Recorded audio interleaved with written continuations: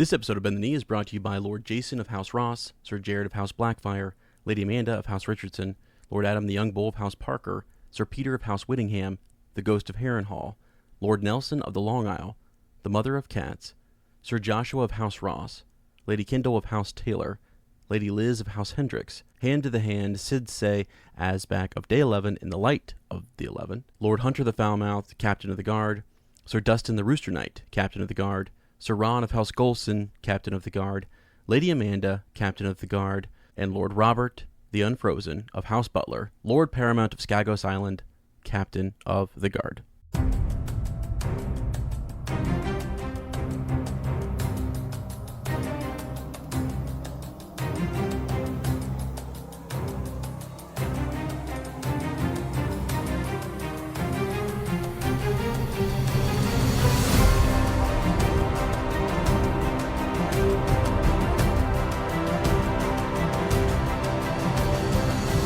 Hello and welcome to Bend the Knee, a Song of Ice and Fire podcast. I am Sir Matt, the Bud Knight. And I am Sir Ezra the Watchful. Welcome to our Song of Ice and Fire book club. Today we are into Bran VII of A Game of Thrones, and in the Maester study we will be discussing the Kings of Winter.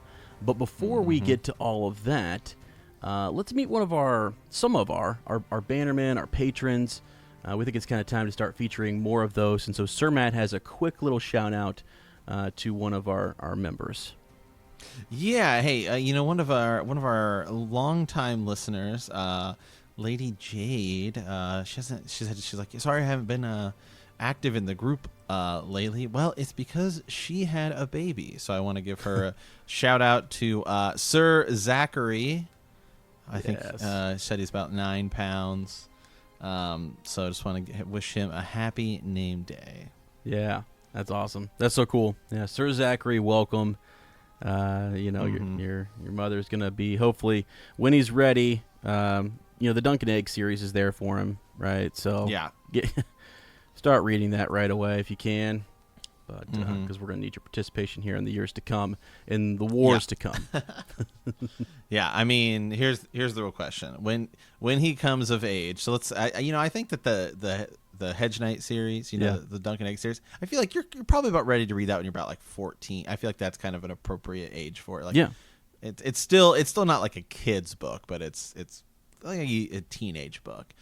So let's say 14 years from now, do you think girl have the books done by then, or? Wow, I don't know. I really don't know. This is the prediction of all predictions. By year 14 for Sir Zachary, will the whole series be done? I don't think so. And unfortunately, I don't think George will still be alive. I don't know. Wow. I'm just kidding. I'm kidding. He's probably going to outlive me. I got to start. Well, how old is he? He's in his 70s, right? Yeah, I hope he lives to his well into his hundreds, quite frankly. Hope we all do. Well, modern medicine. Yeah. He's 70 years old. I mean, so 14 years from now, yeah, he'd be 84. I mean, that's getting, He'll be fine. We'll take care of him. Up there, yeah. He knows people like Melisandre and the guys from the Citadel. He said in a recent interview that the end of the TV show was a liberation because now he feels like he can do what he wants. Yeah, good. That's what I'm saying. That's awesome. Get after it. That's cool. Well, I mean, there is another TV show starting up, so yeah. Well, we'll see what happens then. Yeah, I wonder what's going on there. But okay, cool. So we also kind of thought we would start something, just sort of like a featured patron. Every once in a while, we're not going to do this maybe every week, but from time to time, a couple times a month maybe, we will go over and feature one of our patrons. And so Lady Liz of House Hendricks has been with us for quite some time. One of our bannermen, often on Raven's Nest, and I just felt like we wanted to kind of shout some of you guys out here quickly and things, and read over some of their most recent Facebook post in the group or what have you. Even if you're not in the group, we've got Ravens. We've had Ravens from her before. So she has a sick, by the way, tattoo. This like that she posted the other day, like a video of this tattoo that is like quite awesome. It's Game of Thrones inspired, and so she's working on, let's see, House Martell, right, is the next little thing to be added there. So that's pretty cool. She has her own direwolf, her own personal direwolf, 120 pounds, 3/4 German Shepherd, 1/4 Husky. Pretty sick. I would not cross him. So, but yeah, she's keeping us up to date on this tattoo, which is absolutely sick. And she's often in the Discord server.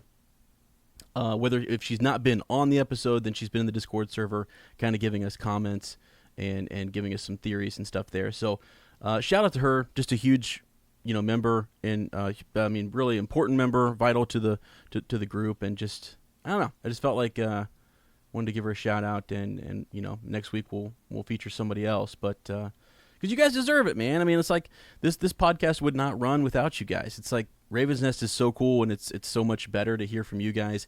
We have a Raven at the end of the show, by the way, that's going to blow your guys' minds. So, we'll save that. But, I mean, like, some of the stuff that we get, Sir Matt, is just unreal. Unreal. Yeah. Yeah, and the Raven we have at the end of the show, it's an amazing creation that the amount of time that it would have taken to put together is crazy because it requires reading the entire series, right, and paying attention. So it's going to be cool, right? Yep, pretty awesome. So all right, and then also with that, as I said before, every once in a while we're going to give a shout out to our sworn swords. So here we go. To our sworn swords, we thank you, Sir Anonymous of House Anonymous, Sir Austin of House Jeffords, Lady Cloy of House Swain, Lady Denisha of House O'Brien, Lady Dawn of House Watson, Lady Hannah of House Farmer, Sir Jake of House Jacobson, Sir James of House Nutter, Sir Geoffrey of House Wilson, Lady Jessica, Sir John, Sir Matt of House Zinc, Sir Ralph the Dornish Wolf, Sir Samuel of House Wakefield, Sir Sarah of House Thompson, Sir Sean of House Brunos, Sir Joe the Grackle Knight, Sir Stephen of House Vilken, Sir William of House Lombard. All right, my friend, on to the small council. How you doing? Hey, man, I'm good. I'm I feel like I'm just running 1,000 miles an hour. Yeah. Just gearing up, as we get closer to a Clash of Kings. There's just a lot of things that Sir Ezra and I keep teasing it, stuff we're talking about. There's a lot of stuff going on behind the scenes, and just getting it all ready. Yeah, it's a task and a half. I mean, we keep kind of perfecting the show, trying to take your guys' feedback and make it better. So, yeah, a lot of work to be done. Also, it's a crazy time for Clash of Kings to be starting because, you had a couple transitions in your job earlier in the summer, just some things you were working on, and then now I'm about to start. I just started actually last week back up to teaching. So, Lord, I have a lot of things to get done. 7 hells, my friends. It's just a little bit crazy around here. So, if we don't get back to you right away, that's probably what's going on. Is I'm starting into the school year, and we're trying to do some things behind the scenes to make the podcast better. So. But, yeah, I don't know. I mean, busy. Yeah, the kind of, for those of you guys who are in the Night's Watch tier and above, that reward is coming. We just recently decided to kind of add one more thing to it, so we're just kind of getting that piece together.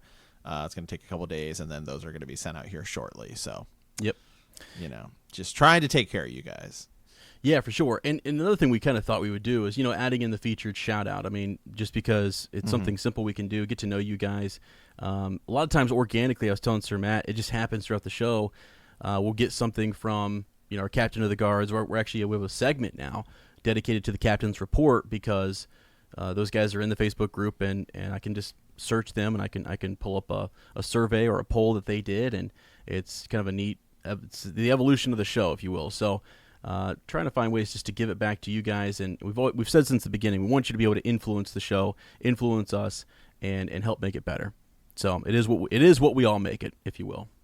So yeah, all right, awesome. So any other? Well, this is important. Okay, the most important part of the show is that you guys go follow us on social media. Okay, because it affects my self concept and my self esteem. Okay, if I don't, I'm just kidding. But seriously, you should go follow us over there on the Twitterverse. You can follow Sir Matt there at Super Gains Bros. You can follow myself at Womprat_2M. That works for Instagram as well. Sweet. So yeah, cool. All right. Any other channel updates? Anything else going on, Sir Matt? No, I don't think so. Okay. All right, then, moving on to the captain's report. So, Lord Robert the Unfrozen of House Butler is added again. Actually, there's a really cool poll that we're working on right now, but last week's poll was who is Varys truly, and the top results for that were a Blackfire, a common Lycene thief, Bright Flame, or a faceless man. So, kind of interesting just to get a pulse on the group as to what everyone is thinking, or who they think Varys truly is. He's a bit of a mystery man, right? He's kind of a man of many disguises. Maybe. I think he is just a commoner. Yeah. I think he's just really good with his network. He's just really well informed. I think he's just like the opposite of Littlefinger. Like they're both like the same type of a thing. Yeah. It's cool to think that there is more to it, and that is what George does in his writing, is make us think like, well, we were just talking last night. We had done our musing for this month in regards to Rhaegar and the Blue Roses and stuff, and whether was it prophecy, was it love, was it a political maneuver? Why did he crown Lyanna Stark the Queen of Love and Beauty? And it's like, I want to think there's more to it. I want to think it's something epic, but sometimes it's just really normal and mundane, and there's really not a whole lot to it. So I don't know. That's how he writes. That's what he makes us think, and that's why we have these polls. So, anyways, cool beans there. Let's see, coming up this week, I think this poll's about to end, so we'll get to it maybe next week. Where is it? Oh, okay. So Quaithe warns Dany about the perfumed seneschal, right? So the question is, who is that? And we got a couple options there, so we'll go over that next week. But that's a great one. Quaithe, bringing Quaithe back into the equation. So, all right.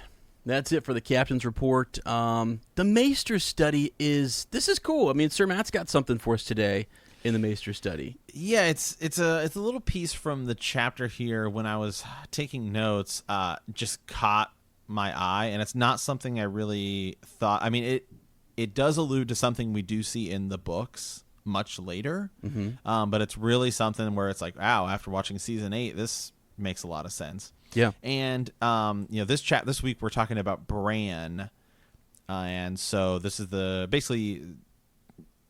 chapter where Bran finds out that Ned Stark dies. But at the beginning of the chapter, he is sitting and he's watching these knights. Well, then he's watching people in the yard fight with Sir Roderick. Yeah. And so he's talking to Maester Lewin, and he says, there was a knight once who couldn't see, Bran said stubbornly, as Sir Roderick went on below. Old Nan told me about him. He had a long staff with blades at both ends, and he could spin it in his hands and chop 2 men at once. Simeon Star Eyes, Lewin said as he marked numbers in a book. When he lost his eyes, he put star sapphires in the empty sockets, or so the singers claim. But that is only a story, like the tales of Florian the Fool, a fable from the age of heroes, the Maester tisked.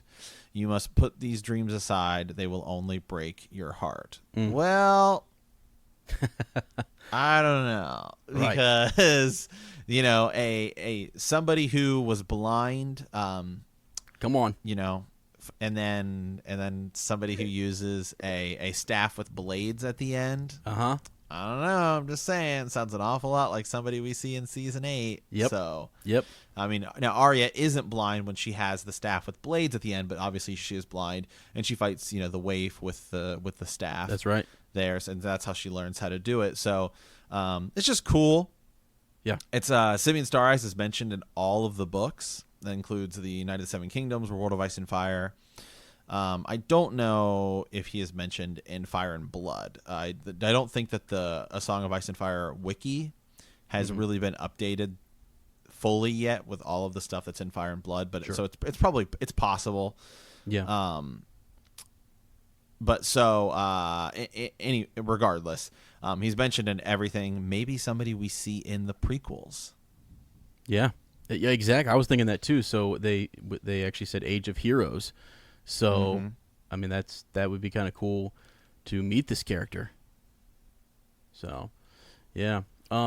And it's neat, once was blind, right? Arya was blind and now using the staff, and then it has Gendry build that for her. It's cool. I did not put that two and two together there. I just like, oh, it's a cool weapon. She learned how to use it or whatever. But then there's a connection to this legendary character. You had said it's kind of like she gets to live out, this I don't know, this dream of because right. I mean, her ending is almost like Nymeria, right? Yeah, with her sailing off. Yeah.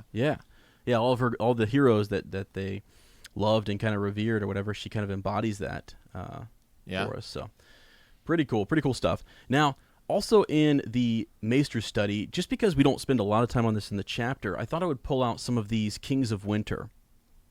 It happens, a whole paragraph is dedicated to just listing these kings, and so I'm going to pull these up in order and just kind of read from the wiki real quickly about these characters. So at some point in the chapter, Bran and Maester Luwin, Asha, and Summer go down into the crypts. And as they're down in there, Maester Luwin asks Bran to kind of recite the histories and to identify each of these old Kings of Winter. And he does. And the first one he mentions is Jon Stark, who was a king in the north. Now remember, that it starts off as he goes down through the crypts. We'll get to the description of it, but these were kings in the north. And then later on, you'll see that they start to turn to lords. Some of the older kings and ancient kings are in the levels below, I would say. But Jon Stark was a king in the north, head of House Stark before the War of Conquest. All right, there's a statue of him down in the crypts. The history on him is that when Sea Raiders landed in the east, Jon drove them out and built a castle, the Wolf's Den, which we've talked a little bit about, right? And what it is now. Now it's kind of it's a prison, I believe, right? It's a place where Davos ends up later, and there's like hidden little passages connecting it to House Manderley.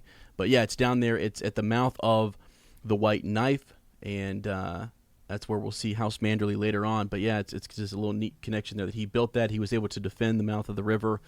Yeah. And then the next king we see, his son, Rickard, followed him on the throne and actually is able to kind of gain the neck and add it to the north, if you will. So he took the neck away from the Marsh King and took his daughter as wife. So that's what we get from him. He is also known as the Laughing Wolf for his good nature. So that's pretty cool. Next up is Theon Stark, who is known as the Hungry Wolf. He's described as like very thin, kind of wiry, right? And he's constantly in a state of war. So it's kind of why he was known as the Hungry Wolf. He's there during the Andal invasion, which is pretty cool about. I was just reading up on when the Andal influence. We get it at the end of this chapter that the North was the only kingdom to not basically be defeated by the Andals and convert over to the Seven. And so I'm guessing during that time is Theon Stark. He's there defeating the Andals and the various warlords that had showed up. He later on conquers the Three Sisters and the Bite, landed an army on the Fingers. So he's just constantly at war. Pretty cool character. We can go into more on him later. He's mentioned also again later on in the Dance of Dragons. So that's pretty cool.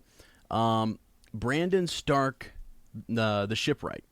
So Brandon the Shipwright is the next king that we see there, and he basically is he the one where his grave is empty? Yeah. He was known as Brandon the Shipwright due to his love of the sea. Thousands of years before Aegon's conquest, King Brandon attempted to sail across the Sunset Sea, but was never seen again. So Arya, we know at the end of season 8, will kind of do the same thing. What's west of Westeros? Nobody knows. No one really knows. We've never had anybody come back and tell us like, oh, it's actually just the far east. It's just the other side of Essos. It's the Shadowlands or whatever. So, yeah. Let's see. It is known that he never visited Asshai. His tomb is in the crypts of Winterfell, but it is empty. His son burned the remaining ships in his grief, and thus is known as King Brandon the Burner. So that's who's up next, and that is really what he is known for. He's referenced later on, just in reference to Lord Wyman Manderley, rebuilding this war fleet. So it's the Starks aren't known for having a bunch of ships and things and having a shipyard and stuff. And Wyman Manderley decides that's something he's going to offer to Robb, the new king in the North. So pretty cool there. Now moving on, Roderick Stark was a king in the North, head of House Stark, and he is I believe he's right before Torrhen Stark, who we know is like the last king in the North. Not much is said about him other than that he basically won Bear Isle, and he takes it from the Ironborn, and he won it supposedly in a wrestling match. So, there's some maesters questioning the authenticity of that, but Roderick Stark is just known for taking Bear Isle. Cool. Torrhen Stark, we get a lot about him as the king who knelt, right? He was the head of House Stark who reigned as the king in the North until Aegon Targaryen invaded Westeros with his dragon. So during Aegon's conquest, when the Targaryen reign starts, he is the king in the North. And basically he witnesses, Sir Matt and I covered this quite a bit in the early days of the podcast, he sees everyone else is just getting wasted, right? Just getting wasted. He did have a plan, though. He had sort of an air quote contingency plan. I believe it was it Brandon who was carving those the weirwood arrows. The weirwood arrows to possibly kill one of the dragons. So that's kind of cool. Little reference to maybe there's something in those arrows could be special if they're carved from the wood of a weirwood. Maybe. But he is known as the king who knelt, and saves. He's restored then as Lord of Winterfell, which is cool. And there's a lot more to him, but that'd be a lot to cover. So essentially, he's the last king. After him, we have mentioned Cregan Stark was the Lord of Winterfell, head of House Stark during the reign of Viserys I, Aegon II, Aegon III, and Daeron I. He briefly served as Hand of the King for Aegon the Third after the Dance of Dragons. So we've talked about that a little bit. Just after the Dance of Dragons, he kind of comes down. Isn't he the one who, isn't that the Hour of the Wolf or something, Mm-hmm. Sir Matt? Yep. Yeah, when he comes down and sort of sits in judgment for a short time and then returns back north. He later in his life, which is really cool, and that is one area that Fire and Blood gives us like a little more detail as to what actually happens, because World of Ice and Fire is pretty short. It just says it kind of happened, but Fire and Blood gives us a bigger in depth about that. Yeah. Something neat about him as well. It says that he fought Prince Aemon the Dragon Knight, who we know is, often sung about and is super famous. And Aemon claimed that he had never faced a finer swordsman. So one of the best swordsmen in the Seven Kingdoms would be Cregan Stark. So, and that's pretty much it. So we then get into sort of like Brandon Stark, and we get into Lyanna Stark and their father, Rickard Stark, right? But we kind of know those characters a little bit, and we'll continue to discuss them throughout the series. But I thought it was kind of cool. They went back in time and just pulled out some of these major characters. And then George later on, this book is written first, right? We're in a Game of Thrones. Later on, we'll go on and he expands on all these characters. So all the stuff that I kind of listed off and that we read about, the extra little tidbits, were given to us later in A World of Ice and Fire, or in Fire and Blood, or later on in the series. So just some cool little connections there. All right, I think that's it. I think we are ready for the reread. All right. Last week we were taking a look at Arya 5, where Arya is surviving on the streets of King's Landing by hunting pigeons. When she hears the summoning bells, she joins the crowd to watch her father confess his treason. Once the confession was done, King Joffrey demanded his head. Arya attempts to get to him, but Yorn of the Night's Watch stops her. Afterwards, he declares that she is coming with him.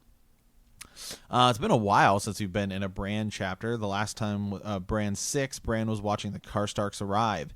Then he went to the Godswood to pray. He is interrupted by Osha, who tells him about the old gods and the others.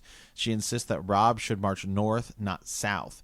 Bran passes her advice to Maester Luwin. Then Robb marches his army south. So it's been a while since we've been with Bran. So Bran VII. Bran and Rickon are having the same dream about seeing their father in the crypts of Winterfell.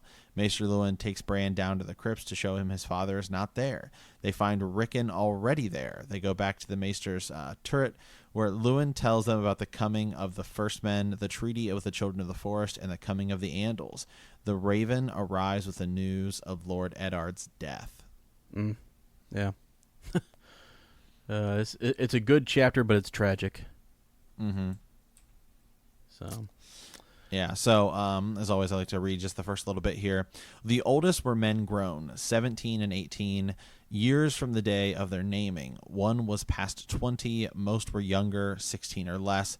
Bran watched them from the balcony of Maester Luwin's turret, listening to them grunt and strain and curse as they swing their staves and wooden swords. The yard was alive to the clad of wood, punctured all too often by thwacks and yowls of pain when a blow struck leather or flesh. So, and then I talked a little bit about him watching, and that's when we bring up Simeon Star Eyes. So the chapter kind of starts off, and it seems actually pretty relaxed for Bran, although, as readers, we know what just happened in the last chapter. Mm-hmm. And so for Bran, it's kind of a normal day. They're training more men to help send south probably to help garrison Robb, but it doesn't really seem like anything would be terribly, terribly wrong. Yeah, I mean sort of a normal day, as you say, and we know that tragic news should be arriving. We're kind of surprised, maybe at the start of this chapter, that they don't have the news yet, and there's a good reason why George does that, because they had news last night, but not in the form that Maester Luwin would accept, or be able to see. Yeah. And so what's also neat about this is they do explain that Robb has taken all the men south with him, and before that his father took some of their best, so they need men to kind of walk the walls and to shore up Winterfell's defenses, essentially. Like, what if those other men die or they come back wounded? I mean, you have to find the next best and start training some of these young boys to be guardsmen or captain of the guard or man the wall, and, whatever. And kudos to Maester Luwin, because he's a character who I think in the in the show he seems really, really cool, and even in the books he doesn't stick around all that long, but I mean he's really quite literally holding the fort down. Yeah. Yes, he is. I mean, Catelyn's gone south, so it's him with Bran and Rickon. Right. And he's really, helping Bran make all these decisions. A young boy who's now crippled, and he's, things aren't really great for him. And then Rickon is really young, and so, Maester Luwin's there just running the show. Yeah, and it's his duty, his responsibility. I mean, he could, if he were a lesser man, take advantage of it, or maybe get caught up in this power that he has or whatever, but he just does what's right, leads by example, and tries to do his duty, and it's just to help run Winterfell, which is a big deal. So yeah, you're right. I mean, it's here's a line here from Bran looking at these. Bran stared resentful at all the sweating boys below. If I still had my legs, I could beat them all. And so so that's that's a Bran side of it. But that's what Maester Luwin's dealing with. He's in a really tough position here. Mm-hmm. Yeah, because it's not just like he's dealing with a boy lord. He's also dealing with one who has a lot of baggage and issues right now, and is trying to help him focus on his studies, his his knowledge of history, which is kind of ironic, and just with what Bran's training will end up being, and get him to see that he can use his mind. His mind is a tool, and it can be a weapon as well that he can use when as he gets older. So Bran keeps trying to figure out ways to make himself still become a knight. He says, I can ride Hodor, right? He could be my legs, and I could cut these guys down. But Luwin says that the mind and the has to kind of connect to all the body parts, really, and that has to become one, if you will, and he has to really have complete control over. He would need complete control over Hodor's body to be able to do something like that, And there's a bit of foreshadowing in that because we know Bran will later take control of Hodor and does use him to fight. So that's interesting. Yeah. And then Bran tells him here right after the Simian Star Eyes, the mention, a fable from the Age of Heroes. The Maester, you must put all these dreams aside. They will only break your heart. The mention of dreams reminded him. I dreamed about the crow last night, the one with 3 eyes. He flew into my bedchamber and told me to come with him. So I did. We went down to the crypts. Father was there, and we talked. And he said, and why was that? Or he was sad. And why was that? Lewin peered through his tube. It was something to do about Jon, I think. The dream had been deeply disturbing, more than any of the other crow dreams. Hodor won't go down into the crypts. The Maester had only been half listening. Bran could tell. He lifted his eyes from the tubes, blinking. Hodor won't go down into the crypts. When I woke, I told him to take me down there to see if Father was truly there. At first, he didn't know what I was saying, but I got him to the steps by telling him to go here and to go there. Only then he wouldn't go down. Yep. Yeah, I mean, there's something when a dream like that. I mean, he literally believed he could walk back down there in the daylight and see, during the day to see his father. So he wants Hodor to take him down there. Hodor won't go. Later on, we'll see that Summer is not willing to go down there either. At first, he stays on the top step for a while until they push on in. But yeah, this is another dream that he has. He goes on to say too that in the dream, it seemed that his father, as you said, was sad, but he's also talking about Jon. When it's like, what was he discussing? It was Jon. So that was kind of interesting. Then the first king we see down there is Jon Stark. That's referenced. Now, we normally get a lot more details about the dreams that he has with the three-eyed crow. And in this one, we really don't. We don't really get like a conversation or a dialogue, or we just get that he was there and he was sad and he was mentioning Jon. So I kind of wonder, it was that vivid. I'm sure that maybe it's a dream we could refer back to. Maybe some of the last words that Eddard Stark said to his son that may come back into play. But we normally just get more, and I'm unsure as to why we didn't. If it just he wasn't remembering it, and also Bran as a young boy, this was about his father, and he just wanted to see him, so the details weren't really that important.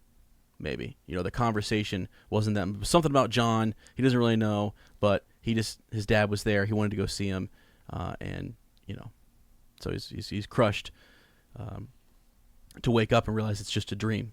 But it's it's a three-eyed crow dream, so there must be something to it. And he tries to go down into the crypt. Yeah, I like this. I like this line here, just because it is a little bit of foreshadowing. The Maester tugged at the chain around his neck, as he often did when he was uncomfortable. Bran, sweet child, one day Lord Eddard will sit below in the stone, beside his father and his father's father, and all the Starks back to the old kings of the north. But that will not be for many years. Gods be good. Your father is a prisoner in the Queen in King's Landing. You will not find him in the crypts, which is actually true. We even I don't even think his bones have made it all the way to the north, at the end of A Dance of Dragons, have they? I'm pretty sure they haven't. They're still with like the Silent Sisters or something. Yeah, there's a bunch of speculation, right, as to where they were. Catelyn kind of comes across them. Thought they were, remember, quite small. I mean, just right. in looking at them, and was sort of like, what? This doesn't feel right. Yeah. So even though he's dead at this point, he still isn't sitting down in Winterfell. Mm-hmm. Yeah. Yeah. What's her name? Goes down there. Barbary Dustin goes down with Theon Greyjoy to see Eddard's statue, and is trying to, pay some respects. There's also that great conspiracy that's going on during that time as well. But she's let's see. She tells Theon that if she ever discovers the location of Eddard's bones, she will never allow them to be buried in the crypts along with his ancestors, in revenge for Eddard's failure to return her husband's bones to her. So there's just a quick there's speculation as to where are his bones, where are they at, and what's going on. So there is a statue down there, but his bones just aren't down there. Mm-hmm. Yeah. So, but yeah, it's interesting, as you say. Yeah, he's not truly there. And this is part of what causes people to go wild about like the ideas that he's still alive, or somehow the death was faked or what have you. It's just crazy because we don't see him. We know what happened last chapter, and it's all from Arya's point of view. We don't really know from his point of view what him being taken in chains up there, what he was forced to say, all that kind of stuff. That's just not known to us, really. It's just we see him there on the stage, making his atonement or whatever, making his confession, and then Joffrey, does him in. So yeah. And so, back to the chapter here. Bran and the Maester are still just kind of arguing about Bran saying, "I seen him in here. I want you to go look for him. I believe I can solve that." And so, and essentially, they're getting ready to go down. Mm-hmm. Even Osha, she says, "I live my life beyond the wall. A hole in the ground won't fret me none, my lord." So she's the one who ends up taking him down there. "Summer come," Bran called as she lifted him in her wiry, strong arms. The direwolf left his bone and followed as Osha carried Bran across the yard and down the spiral steps to the cold vault under the earth. Maester Luwin went ahead with the torch. Bran did not even mind too badly that she carried him in her arms and not on her back. Sir Roderick had ordered Osha's chains struck off since she had served faithfully as well since she's been at Winterfell. She still wore the heavy iron shackles around her ankles, a sign that she was not yet wholly trusted, but they did not hinder her for her, her strides down the steps.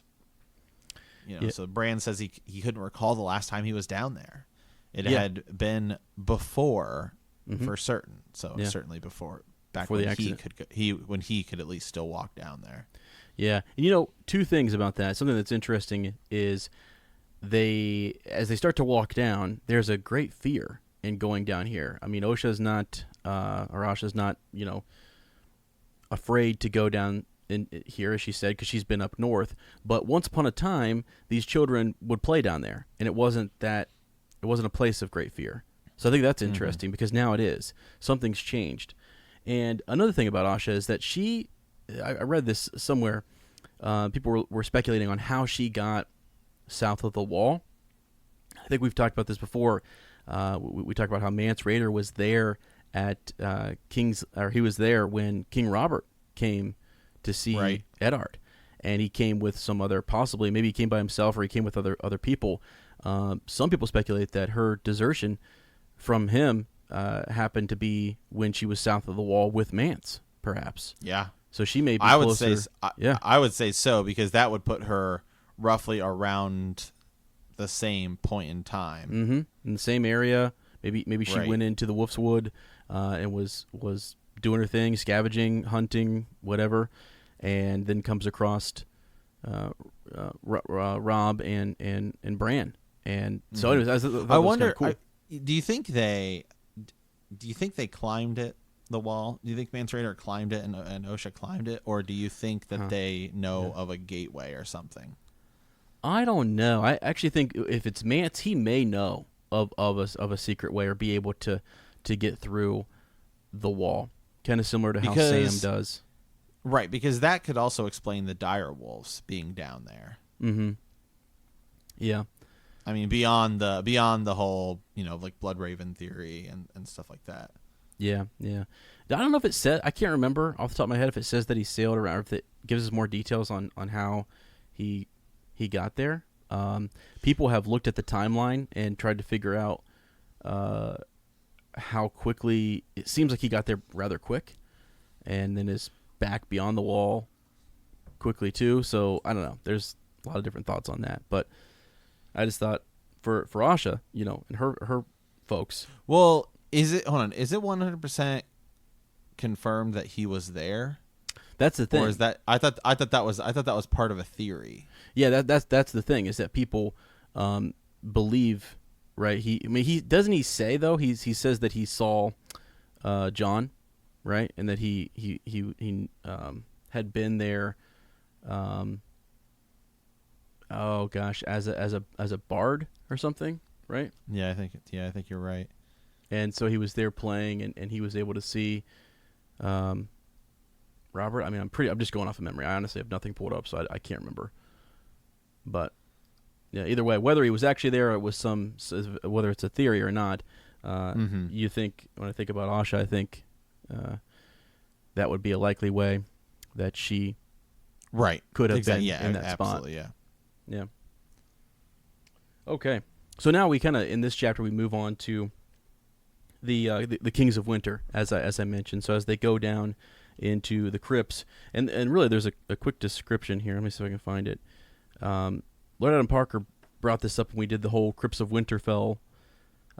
Going into season 8, we thought it would be a huge deal. We got the promo, we got all this stuff about what a big deal it would be. People were hiding down in the crypts, and it's this vast network. It's longer, I think it says, than Winterfell itself, so it kind of covers more ground. We'll get more on the crypts next book when we have to go down there and hide and take swords. So that's interesting. And while we're on that, real quick, just a side note for anybody who is ahead in Clash of Kings, Mikken's mark is something that you guys should look up, and the marking of his swords, and you know how that can be a mark that would legitimize Stark's. Arya's has it, Rickon's sword has it, different things like that. So Mikken's mark, we'll talk more about that later. But yeah, as they're going down into this down into the crypts, it says that Summer stalked out into the echoing gloom. He stopped, lifted his head, sniffed the chill, dead air. He bared his teeth and crept backwards, eyes glowing golden in the light of the maester's torch. Whew. And even Asha, hard as iron, seemed uncomfortable when before she said, "No problem, we'll go down there." So everyone has some sort of like hesitation going into the crypts, but these kids used to play down there. It was no problem. And maybe there's something with that in youth, because Rickon is still very young. He had no problem going down. He goes down with Shaggy Dog, which is what we're getting to. So maybe there's something there in just that innocence, or not knowing, not knowing what to fear, if you will. So, yeah, they look at the granite stone statues, though, and Bran whispered, they were the kings of winter. Asha says, winter's got no king. No king. Oh, really? But Mr. Lewin says, yeah, they were the kings of the north for 1,000 years. And this is where Bran goes through each of them. But before that, the vault was this huge cavernous place. It was longer than Winterfell itself. Jon had told him once that there were other levels underneath, vaults even deeper and darker, where the older kings were buried. So that's interesting. How deep does it go? We know that towards the back there, to get to the lower levels, it seems to have been sealed off, and it seems that there's some, maybe a collapse or something that doesn't allow anyone to go deeper. And I wonder if Eddard Stark knows something about that, or if this was something that was supposed to be passed down from lord to lord. If there's some rumor as to what's beyond that, and who's the last person to have been down there. Yeah, and like perhaps an other, or Nisa, a white bride. Stuff. Yeah, exactly. The whole deal. Yeah, we just don't know. That was everything we were speculating about before season 8, hoping we get some huge connection to magic and some wards that were keeping a dead army at bay down there. We had all sorts of crazy theories going on, but So anyways, we go over these Kings of Winter, as I said before. Jon Stark, again, who built White Harbor, or who built the castle at White Harbor, who kind of built the Wolf's Den. His son then, Rickard Stark, who took the neck away from the Marsh King. Theon Stark, the Hungry Wolf, who was always at warring with the Andals. Brandon the Shipwright, he loved the sea. His tomb is empty. He tried to sail west across the Sunset Sea and was never seen again. His son, Brandon the Burner, because he put the torch to all of his father's ships in grief. And then there's Roderick Stark, who won Bear Isle in a wrestling match. And Torrhen Stark, the king who knelt. right? The first Lord of Winter. So instead of king in the north, he was the first Lord of Winter. Yielded to Aegon the Conqueror. And Cragen Stark, who fought Prince Aemon, once the Dragon Knight. So there we go. Now, the kings there, the statues I didn't mention, here we go. He said, and then there's my grandfather, Lord Rickard, who was beheaded by the Mad King Aerys. His daughter, Lyanna, and his son, Brandon, are in the tombs beside him. Not me, another Brandon, my father's brother. They're not supposed to have statues. That's only for the lords and the kings. But my father loved them so much that he had them done. Okay. So there we go. And there's some, Asha makes a comment just that that Lyanna's very fair and looks very pretty, right? Mm-hmm. And this is where we get a little tidbit about the betrothal between her and Robert Baratheon. And it says, but Prince Rhaegar carried her off and raped her, Bran explained. Robert fought a war to win her back. He killed Rhaegar on the Trident with his hammer, and Lyanna died, and he never got her back at all. And it turns out to be a sad tale. But is that the case? That's the question. Is that really what happened?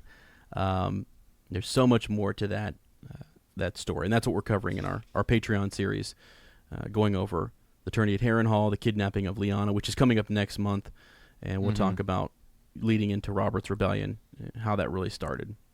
Absolutely. So, but she says, but those empty holes are sadder. You know, Lord Eddard's tomb for when his time comes. Is this where you saw your father in your dream, Bran? Yes. The memory made him shiver. He looked around the vault uneasily, the hairs on his back of his neck bristling. Had he heard a noise? Was there someone here? Yeah, and this is where Shaggy Dog shows up. Takes a little chunk out of Maester Luwin, right? He bites him in the arm, and Shaggy Dog has been having some issues, right? He's actually attacked a couple folks, and he's supposed to be locked up, but that just doesn't seem right. And we know from Catelyn later on that these Stark children should not be separated from their direwolves. We learn that later. We don't really know that now, but it's important that he stay close to his direwolf. And just sort of like Rickon, like Shaggy Dog is a little. They say that he's sort of feral, and that he's he attacks, and he's just sort of he's kind of nuts, right? He's not tame at all, and it's just because he belongs to the youngest of the Stark children. So there's a wildness in him, which is interesting. But so yeah, he bites, he latches down on Maester Luwin, and Bran finally is yelling for Summer, who kind of disappeared into the back there. And here comes Summer, jumping up, knocks Shaggy Dog down, knocked him back. The two direwolves rolled over and over in a tangle of gray and black fur, snapping and biting each other, while Maester Luwin struggled to his knees, his arm torn and bloody. So eventually, Rickon kind of calls Shaggy off, and then Bran calls Summer off, and so we're good. But it was definitely a scary moment, right? You imagine like a scary movie going down there, and these direwolves jumping out of nowhere. Holy smokes. Scare the daylights out of you, wouldn't it? Oh, yeah. Well, especially because there's a freaking direwolf coming at you. Yeah. So what he says, though, is, you let my father be. You let him. Rickon brains him softly. Father's not here. Yes, he is. I saw him. I saw him last night in your dream. Then Rickon nods. You leave him be. He's coming home now, like he promised. He's coming home. Then it says Bran had never seen Maester Luwin look so uncertain before. Wow. Yeah, that's the last person they expected down there, and that's also the last thing that they probably expected to hear. And he was just scolding Bran about not being able to see his father. His father will be back later. He's a prisoner. He's not coming back. You really wonder what Maester Luwin thought after this. I wish there was a point of view of him back in his study, sort of rethinking everything he'd been taught at the Citadel, and wondering, maybe back to his youth, like, is there something to all these stories? Is there something to these dreams and what's happening here in the North with the old gods and the Starks? It'd be kind of cool to see that, to get that point of view. But instead he kind of scolds him here, just saying, as we said, that dog is a beast, or that direwolf is a beast. He's supposed to be chained up in the kennels. Rickon's not going to have any of that. He let him loose. He doesn't like chains. Very simply, who would, right? So yeah, I mean, Bran's trying to comfort his brother a little bit, and they talk about how dark it is and how cold it is. I'm not afraid. I have to wait for father. You can wait with me, Bran said. We'll wait together, you and me and our wolves. Both the direwolves were licking wounds now, and would bear close watching, right? So it takes some convincing to get Rickon to come out of hiding here and to go with them. Yeah. No, I don't like it here. It's dark here and cold. I'm not afraid. I have to wait for father. You can wait with me, Bran said. We'll wait together, you and me and our wolves, which is the way it should be. Yeah. Keep your wolves close. Exactly. Right. Let's see here. Yeah, Maester Luwin talks about being the third man that he savaged, and he kind of says, like, if we don't lock him up and he keeps doing this, like, the word left unspoken is that we may have to, kill him. Bran kind of fills in the blank there, right? With his thought. So, anyways, it's Asha though who grins and says, "The boy's the lordling here," because he kind of says, like, that they want to go, wait in the tower. That's where they want to go, up in Maester Luwin's study. And he's like, I don't think so. No way, right? But she reminds him that, well, hold on a second. Bran is actually still in charge. So actually, we're going to do whatever he says. And so it throws that power back to him. And so they say, the Maester's tower it is. Will you come, Rickon? His brother nodded. If Shaggy comes too. Smart boy, right? Such a smart boy. So they do. They head back up to the Maester's study, if you will. Yeah. And this is where we get a little bit of world building, as it talks about kind of like Maester Luwin's study, and this is really like the first kind of, you don't just more of an insight, right, to kind of the Maesters. It says his turret was was so cluttered that it seemed to Bran a wonder that he ever found anything. Tottering piles of books covered tables and chairs, rows of stopped jars lined the shelves, candle stubs and puddles of dried wax dotted the furniture. The bronze mirrorish lens tube set on a tripod by the terrace door, star charts hung from the walls, shadow maps lay scattered among the rushes, papers, quills, and pots of inks were everywhere, and they were all spotted with droppings from the ravens in the rafters. The strident quarks drifted down from above as Osha washed and cleaned and bandaged the Maester's wound under Luwin's terse instruction. So, just imagine his study is just, just stuff everywhere, open books and string and all this kind of stuff. Sounds an awful lot like Sir Ezra's office. I was gonna say it actually, I would take a picture and have to post it. Like, I love this. I mean, as much as I want to be a hedge knight and just be out doing my thing, I also want to be half maester as well.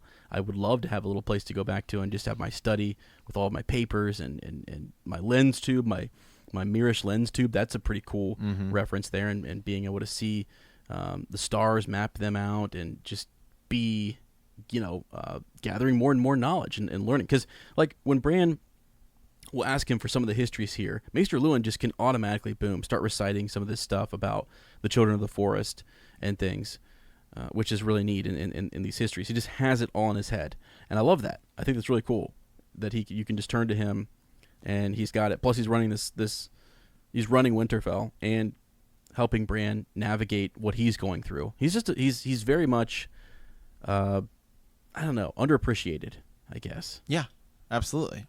So, of all the Maesters, he and Marwyn they're top notch, just really good. Really like them. So, I think Pycelle does a pretty great job as well. Wow. Yeah, sure. Good gravy. That's a joke. He says, I agree that it's odd that both of you boys dreamed the same dream. When you stop to consider it, it's only natural. You miss your Lord Father, and you know that he's a captive. Fear can fever a man's mind to give him queer thoughts. Rickon is too young to comprehend. Then Rickon says, I'm 4. Right. Matter of fact, I'm 4. Yeah, so. I'm 4, okay? Yeah. Back off. Yeah.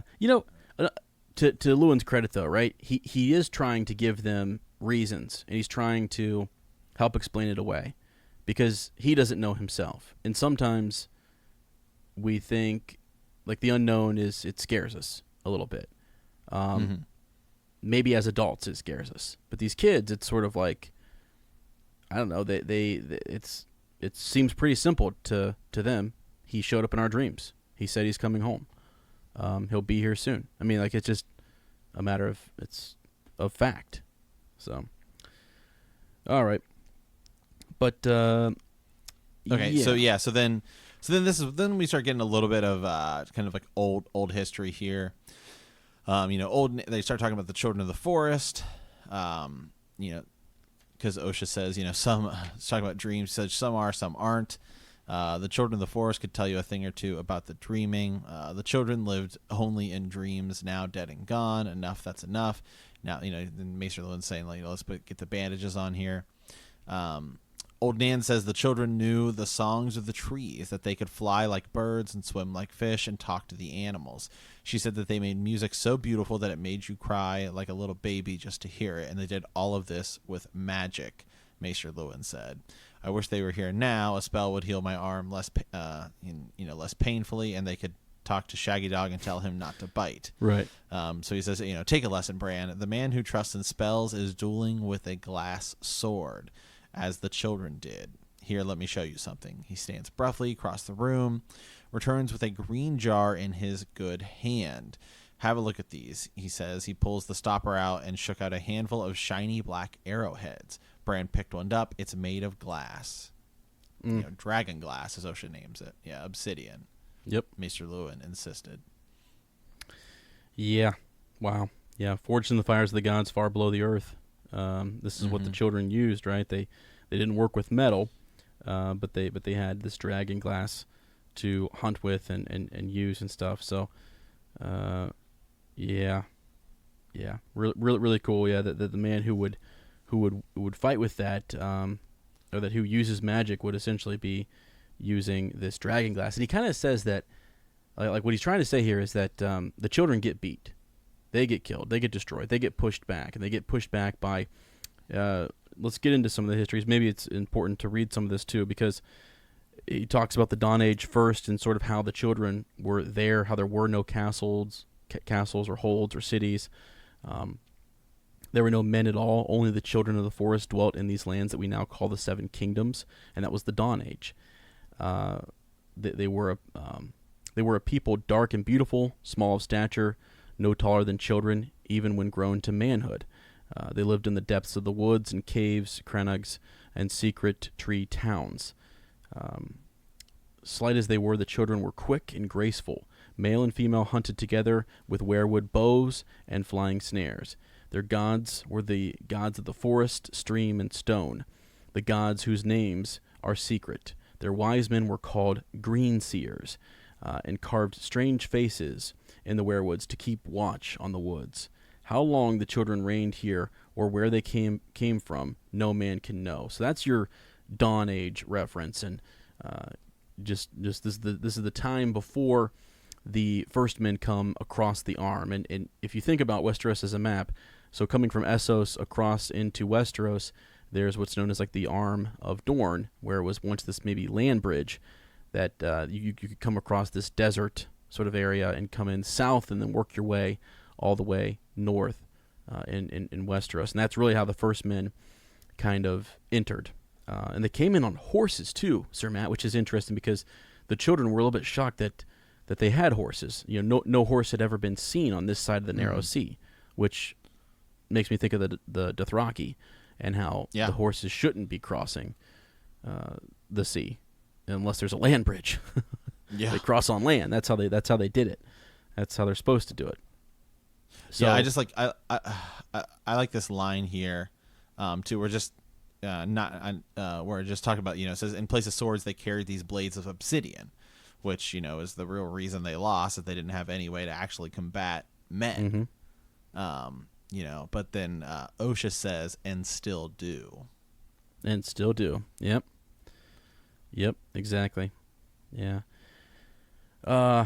So moving in with their history a little bit here. Yeah, the first men, the reason they'd have to go to battle is because the first men do appear on these horses, and they start to kind of take over, carve out holdfasts and farms, cut down the faces of the trees, and they gave them to the fire, right? So the children go to war with them. Right. It's said that the Green Seers use dark magic. Yeah, that's what they'd have to use because obsidian blades aren't gonna do the trick, and they would certainly they would have really no answer towards like mounted cavalry with with steel swords and stuff like that. Yeah. Now here's an interesting line. So they used dark magic to make the seas rise and sweep away the land, shattering the arm, which we know is that the Arm of Dorne, right? This land bridge that connected the two. But it was too late to close the door. And I just wrote next to that, hold the door, right? But anyways, so yeah, this war kind of goes on and on until finally they come to both races. The wise of both races prevailed, and the chiefs and the heroes of the first men met the Green Seers and wood dancers amidst the weirwood groves of a small island in a great lake called God's Eye. And we've talked about the God's Eye. It's still it's easy to find on the Westerosi map, and Harrenhal is built right just near it. Correct? I mean, yeah, north or west of it. So yeah, this is where the pack kind of forms. The first men kind of agree that they're going to have the coastlands, the high plains, the bright meadows, the mountains and bogs, but the deep woods were to remain forever the children's, and no more weirwoods were to be put to the axe anywhere in the realm. So the gods might bear witness to the signing. Every tree on the island was given a face, and afterwards the sacred order of green men was formed to keep watch over the Isle of Faces. So that's the reminder that this pact was made between the first men and the children. So and they live up to that. So that the pact began 4,000 years of friendship between men and children. That's a long time. Yeah. So they lived at peace. This was a good time. In time, the first men even put aside the gods they had brought with them and took up the worship of the secret gods of the wood. And the signing of the pact ended the Dawn Age and began the Age of Heroes. So the start of the Age of Heroes, there's this peace between children and first men. So I kind of wonder in the show that we're going to get, are we going to see some of that? Maybe some of the, is it going to start with some peace or something? Are we going to see like how? Probably. Yeah. I mean, I think it's going to take place. I don't know. Do you think it's going to start with Children of Forest and the others? I don't think so. I don't know. I really don't know. I mean, the show is supposed to be called The Long Night, right? That's what George wanted it to be, right? Right, but if it's the Age of Heroes, it's kind of afterwards. So I don't know. I mean, we'll find out when we get to it, I guess. But yeah, I mean, we will. I mean, it's because now they've changed. What's the title of it going to be now? The they said title. Blood Moon there for a while, and then maybe like Project Blood Moon. It seems like they've gone back and forth a little bit on what it's actually going to be called. Okay. Yeah. So the Long Night, it occurred during the Age of Heroes, approximately 8,000 years before Aegon's conquest, in the midst of a great winter that lasted for years. So I'm thinking, that's why I was thinking, if it's the Age of Heroes, if that's when the Long Night kind of occurs, then perhaps we don't have to start with the pack, but maybe you start with it's just natural to see groups going into the forest and meeting with the children of the forest. It's this time of peace. Maybe they go in there and they seek wisdom, or they need a potion, or they need some guidance. Perhaps they go to the children, or they go to those old gods. If some of these first men had sort of given up worship of their old gods and or the gods that they brought with them, and then turned to worshiping the gods of the forest, stream, right, and earth, then maybe we'd see some of that. You just really, that's a huge time period. You got 4,000 years of peace between them, and then I was even thinking, it's coming up here in just a moment, the idea that you're gonna have an Andal invasion. I think we could see a couple seasons if you wanted to, of like just these hundreds of kingdoms kind of warring, the first men, if you will, and then you have an Andal invasion because they take over. So, but I don't know. I'm just speculating. Yeah. Okay. let's see. Yeah. And then Bran, his fist curled around the shiny black arrowhead. But the children of the forest are all gone now, you said. And then Asha says, here they are. Here they are, right? North of the wall, things are different. That's where the children went, and the giants, and the other old races. So she's saying, yeah, they're still around. And Maester Luwin kind of scolds her, like, "Hey, we're treating you pretty well, right? And don't be filling these boys' heads with all this craziness." But then Bran wants to know. You tell me. He's like, "Tell me where they went. I want to know." "Me too," Rickon said. And then Luwin says, "Oh, very well. So, as the kingdoms of the First Men held sway, the pack endured all through the Age of Heroes, and the Long Night, and the birth of the Seven Kingdoms. Yet, finally, there came a time, many centuries later, when other peoples crossed the narrow sea. The Andals were the first, a race of tall, fair-haired warriors who came with steel and fire and the seven-pointed star of the new gods painted on their chest. The wars lasted hundreds of years, but in the end, the 6 southern kingdoms all fell before them. Only here, where the king in the north threw back every army that tried to cross the neck, did the rule of the First Men endure." And it's also like the way the Andals win, too. We've read up on this, Sir Matt and I have, that it was more so to keep their rule, they intermarried. They made sure that they made marriage alliances and stuff and mixed the blood. So that way you wouldn't have these different factions that kind of held out against them. Like the mountain clans over in the Vale, they didn't. They're kind of known for being strong descendants of the First Men and not mixing and not marrying in with the Andals. So that'll be interesting if that comes up in the show. All right. Yeah, so the Andals burnt out the weirwood groves, hacked down the faces, and the children fled north, right? And this is the, so as he says that, they fled north, and Summer howls. Summer howls, and then Shaggy Dog also bounds up and lets in a howl there too. They know something's coming. Mm-hmm.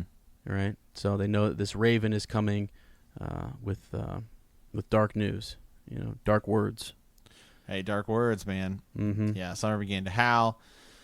"It's coming," he whispered with certain despair. He had known since last night, since the crow had led him down into the crypts at Winterfell. The crow, he's thinking the three-eyed crow. The howling stopped as suddenly as it had begun. Summer padded across the floor towards Shaggy Dog and began to lick at a mat of bloody fur on the back of his brother's neck. From the window came a flutter of wings. The raven lands on the gray stone still, opening its beak and giving a harsh, raucous rattle of distress. Rickon began to cry. His arrowheads fell from his hand one by one and clattered on the floor. Bran pulled him close and hugged him. Maester Luwin stared at the blackbird as if it were a scorpion with feathers. He rose, slow as a sleepwalker, and moved to the window. He ends up taking the letter from its leg. "What is it?" "You know what it is, boy," Osha said, not unkindly. And yeah. Mm-hmm. "My lords," he said to the sons in a voice gone hoarse and shrunken, "we shall need to find a stone carver who knew his likeness well." Yeah. So news that their father has been killed, and they're gonna have to create that statue. So, they knew it. But that's where I want to pick up with Maester Luwin that very night, and I want to know what he was thinking. Right? What are his thoughts? His secret thoughts that he's not going to share with the rest of them. Like, what is he worried about? Does he believe in any of this stuff? I mean, it's crazy. Too much of a coincidence there. These boys have this dream the night before that their father was going to be there in the crypts, and then they get news of it that very same day. Just too much. Yeah. I mean, I don't think. I mean, he's probably. I mean, in his mind, he's thinking these are young boys. They're just, they're scared. He's just trying to calm them down. Keep the peace. Yeah, but I gotta imagine any person I think would think that's odd. Any of us as readers would say, "Well, that's odd. That's strange." So, when it's just Bran having the dream, but then when it's Bran and Rickon, okay, now it's getting creepy. Yeah, which is why that's why I said that. Is that Maester Luwin right after this chapter? That's too much, too many things to be coincidence. I mean, so much. It's not just like that Rickon said he had a dream the same as Bran. He so much believed it that he went down into the crypts and was waiting. So that's just odd. And so you wonder what he would be thinking, because that's what we as readers are thinking. Like, oh, there's more. There's something going on here.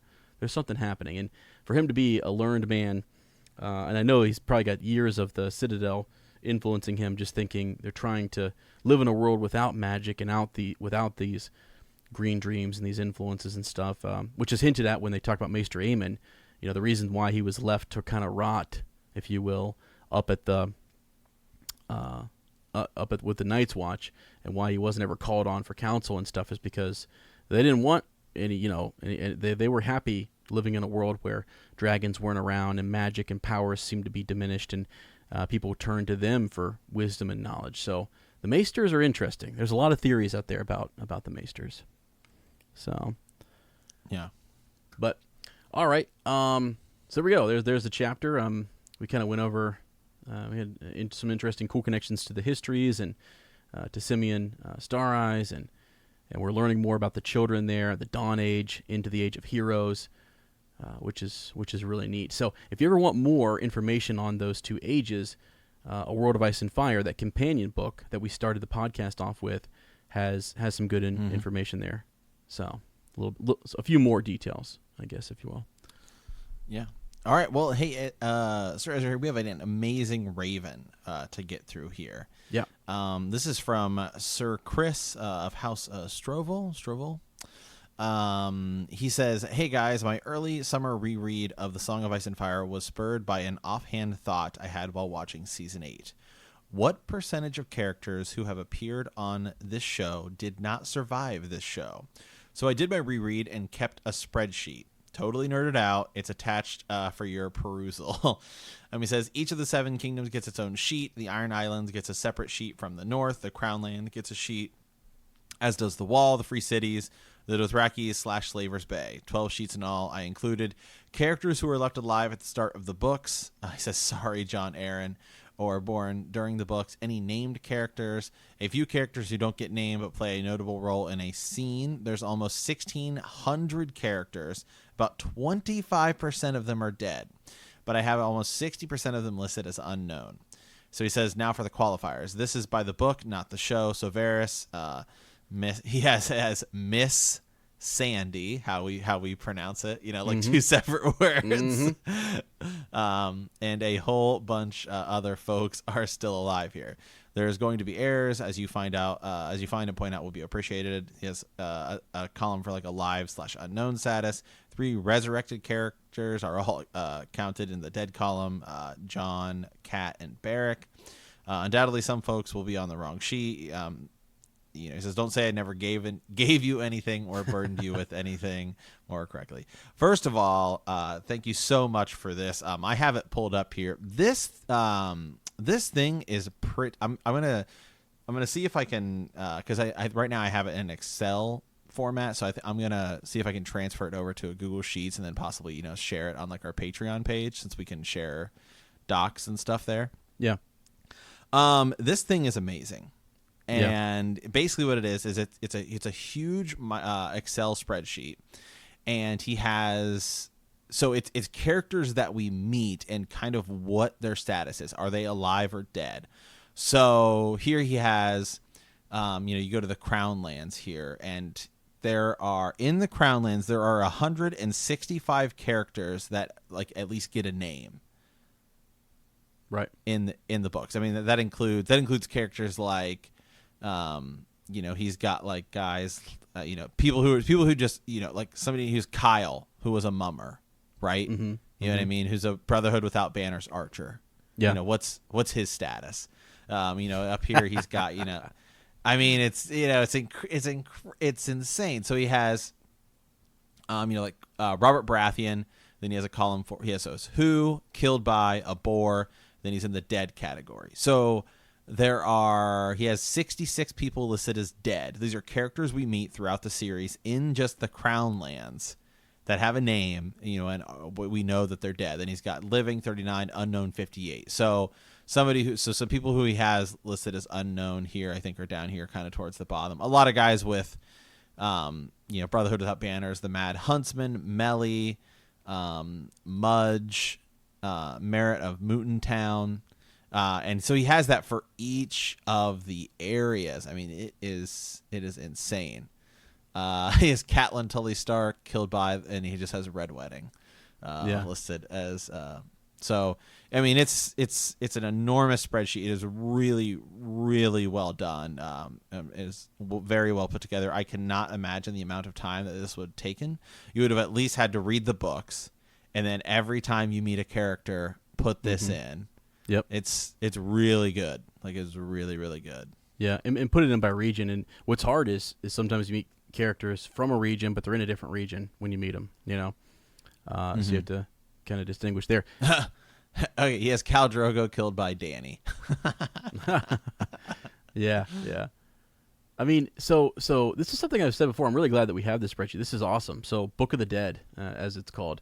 Like, he has around 1,500 characters. 1,500 from Dorne, as you said, all the different regions to the Dothraki Sea.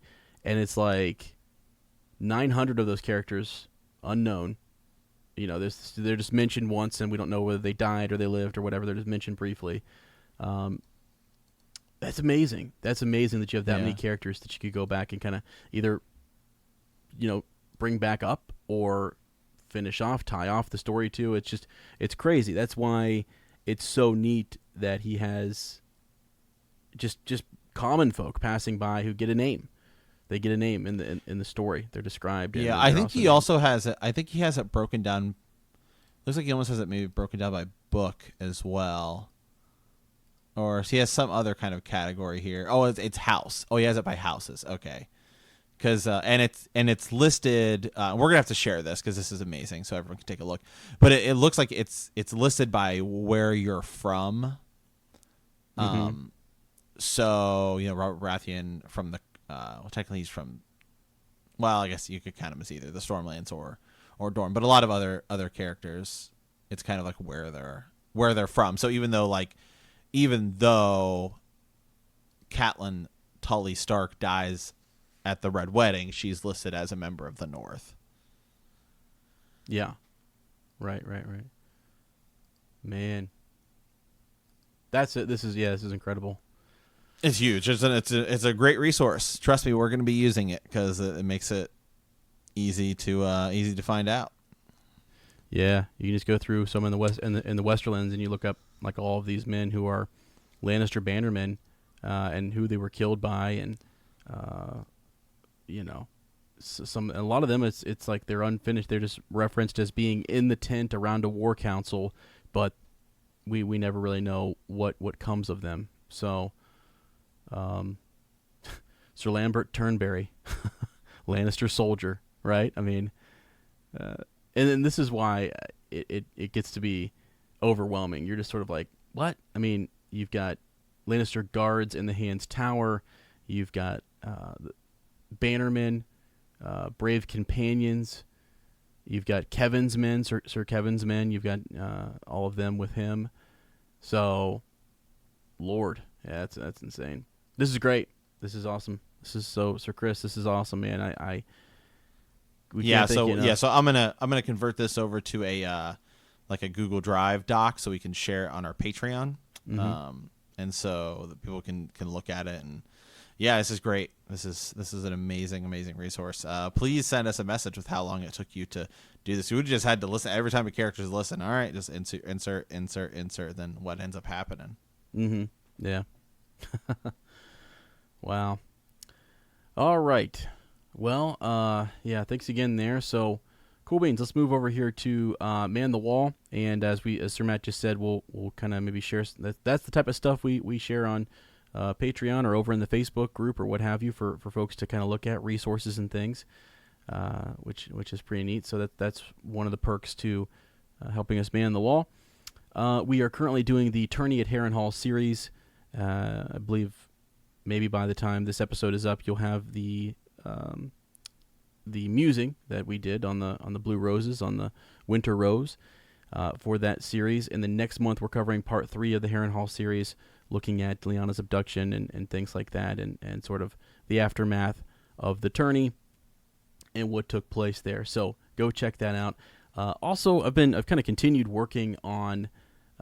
Sir Matt got me fired up a couple weeks ago just to get back into that A Feast with Dragons, and so I've went back to my Green Dreams document and my sort of manifesto of ideas and theories and things that I'm working on. So I will probably be sharing a few of those because I was doing some research today just in some of these characters that have come up in this chapter and some of these Kings of Winter and some of the influences that they have. And they're also referenced later on in the stories too. And why are they referenced? And so I might be doing some more either Black Council or Green Dreams over there on Patreon. So definitely go check that out if you'd like to.